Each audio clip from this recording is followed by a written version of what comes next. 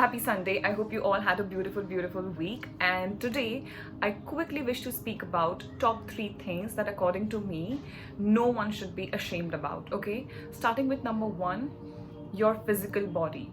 So it could be acne on the skin, it could be cellulite, it could be fat, it could be stretch marks, it could be acne scars, it could be some kind of wound scar on your body. None of these things should make you feel ashamed or make you want to hide yourself or wear something that just hides those part of your body so that you are more comfortable. Okay, you wear clothes according to what makes you feel great and not according to what someone else is going to think when they see you wearing that outfit or that dress. Okay, so if you want to wear a short dress that is going to flaunt your stretch marks and cellulite and fat, it's completely okay. Okay, as long as you are comfortable, as long as you are okay, you are happy with the dress that you're wearing, you are happy with the way that you're looking, there is no one who should make you feel ashamed about your body. And if they do, you need to run away from people like those. Okay, so you always need to learn how to be comfortable in your own skin. And the sooner you start it, the earlier you start in your teenage years, the better it would be for you when you actually come into the real world and you see and meet certain kinds of people around you. Okay, so being comfortable in your own skin is extremely important. Okay, so if you want to straighten your hair, straighten your hair. If you want to perm your hair and curl it, you can do that. As long as it makes you happy, you do it. But you should not be ashamed because you have curly hair or you have big frizzy hair or you have little less hair or thinning of hair. Anything XYZ, these are few things that you should not be ashamed about. And you should be around people, you should have friends, you should have people around you that uplift you and not make you feel bad about the way your body looks. And it plays a huge role on your mind, on your subconscious mind, and how you grow up to be as a person as soon as you grow up. Okay, so it's very important that you are very comfortable about this, and always learn how to love your own scars, how to love your own flaws, and how to be flawsome. So I have it, you have it, we all have it. Instagram models also have it, and if people don't have it, it's great, good for you, God bless you. We have it and we embrace it and we are happy. Life is too short to not be who you are and be around people who make you feel any less than a superstar. So it's very important that you are comfortable in your body and not ashamed about the body that you have. Okay, which brings me to my point number 2. It's about money. So everyone has their own struggles, everyone has their own ups and downs. A lot of people are blessed to be born in a family who is well to do and is financially stable, and God bless them, it's great. But for some people, it's not that rosy, it's not that luxurious, and you should not be ashamed because your parents cannot give you the life you see other parents giving, the friends around you. So if you have a friend who is obsessively, excessively filthy rich, that does not mean that your parents are not good enough.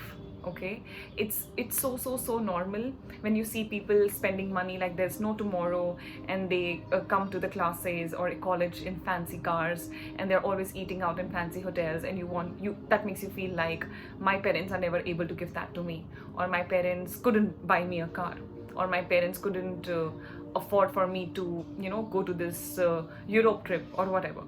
Okay, it's so important for you to at least just be appreciative of your parents. They have given you this beautiful body and life, and it's about you.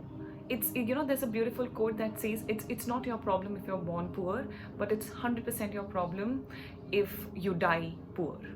So if your parents are able to give you the bare minimum, they're able to give you 2 sets of clothes, they're able to put you through college, they are able to provide you a home, provide you 2 to 3 meals in a day, I think there is nothing more that we can expect them to give us.